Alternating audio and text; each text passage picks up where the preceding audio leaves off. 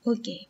So, sasagutin ko naman yung nabasa kong question ng isa nating follower. Tinatanong kasi niya sa akin kung pwede bang ipa-withhold sa employer ng kanyang partner yung sahod nito and then direkta na maririmit sa kanya kasi hindi sila sinusuportahan o hindi sila binibigyan ng financial support.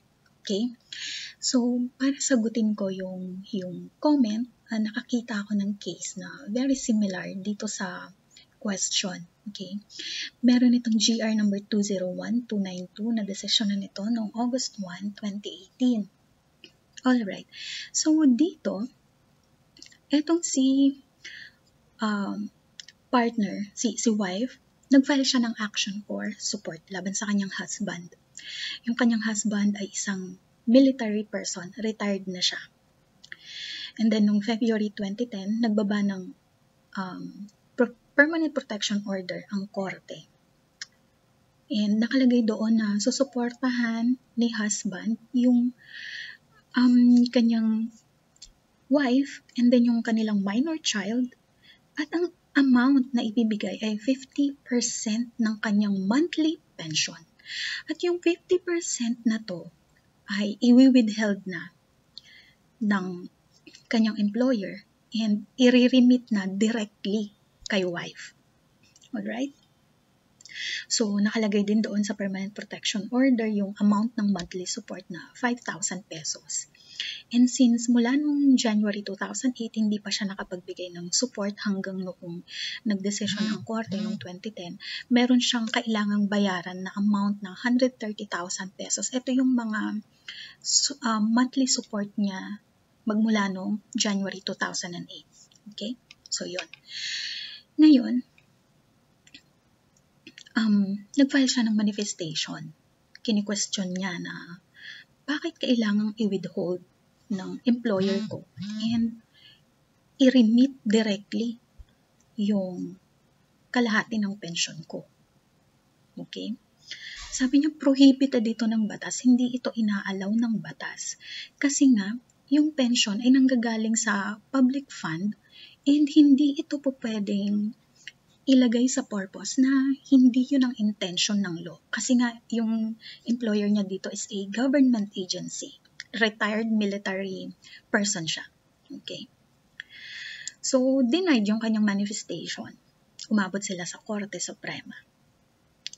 Dito sa kanyang petition, isa lang yung kini-question niya. Ang kini-question niya ay, maaari bang i-deduct automatically yung percentage mula sa kanyang retirement benefits and ibibigay ito directly sa kanyang wife as support ayon sa protection order na inaward or ibinaba ng korte pursuant to RA 9262? Well, itong sagot ng korte.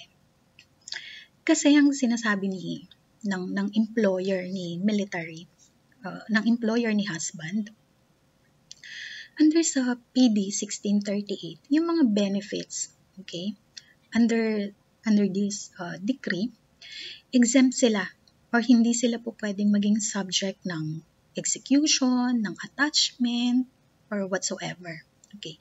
Nakalagay din sa GSIS Act na yung fund, yung compensation, yung benefit, yung money under the GSIS Act ay hindi po pwedeng i-garnish, hindi po pwedeng i-attach, hindi po pwedeng i-execute ng korte dahil lamang sa financial obligation ng kanilang member. Okay, now, anong sabi ng korte? Kasi obviously, conflict ito sa sinasabi ng RA 9262. Later on, ibibigay ko sa inyo yung provision sa RA 9262. Okay, so, ang sabi ng korte, in statutory construction, kung mayroong dalawang batas na may conflict sa kanilang provision, yung latest, yung pinaka recent na batas ang magpe-prevail. Why? Kasi yun yung recent expression ng legislative will. Okay? So in this case, ang pinaka-recent, syempre yung RA 9262. Okay? So, sabi nila, yun dapat ang mag-prevail. And under RA 9262, yung provision kasi ng child support at saka ng suporta sa iyong asawa, ina-address nito yung one form of violence committed against women. Ano to? Yung economic abuse. Okay?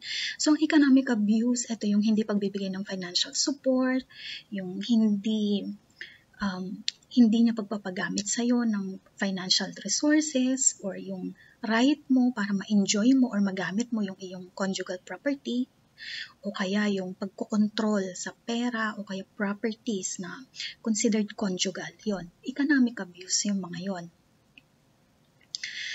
So, ano ba yung provision ng RA 9262 na nagsasabing pwede mong kunin yung sahod mismo ng asawa mo na hindi nagbibigay sa'yo ng financial support and pwede mong ipa-remit sa'yo directly.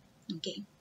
Well, Section 8 ng RA 9262, paragraph G. Okay?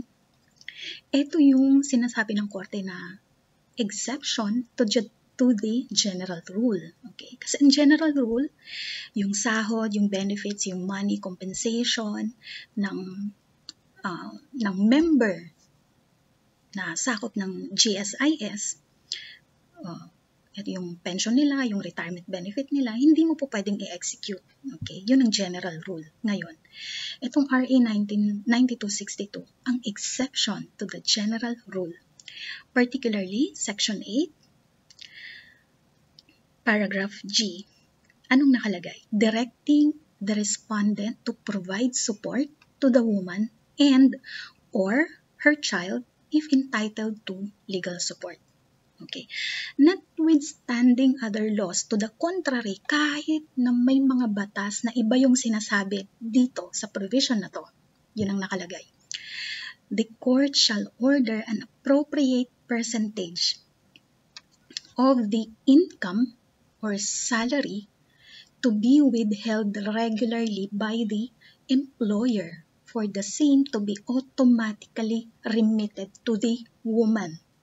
Failure to remit or withhold or delay in the remittance of support to the woman and or her child without justifiable cause shall render the employer liable for indirect contempt of court. Actually, pati si husband pwedeng masampahan ng indirect contempt of court. Anong ibig sabihin nito? Okay, Section 8 of RA 9262, Paragraph G. Nakalagay doon na para makapagbigay ng suporta dun sa babae, sa kanyang wife at saka sa kanyang anak kapag ka-entitled sila sa legal support, pwedeng magbaba ng desisyon ang korte. Maglagay siya doon ng percentage ng income, okay, na kukunin ng employer mula doon sa sahod ni husband and automatically i-remit niya yung direkta kay wife. Okay? Pag hindi ginawa na ito ni employer, anong magiging sanction niya or penalty niya? Well, kapag hindi ito ginawa ni employer, kapag hindi niya ni-remit, kapag hindi niya kinuha mula doon sa sahod ni husband, or kahit magkaroon lang ng delay sa pag-remit ng suporta kay wife o kaya doon sa kanilang anak na walang justifiable cause, okay, walang valid reason, shall render the respondent, pwedeng maging liable si husband or sa employer ng indirect contempt of court.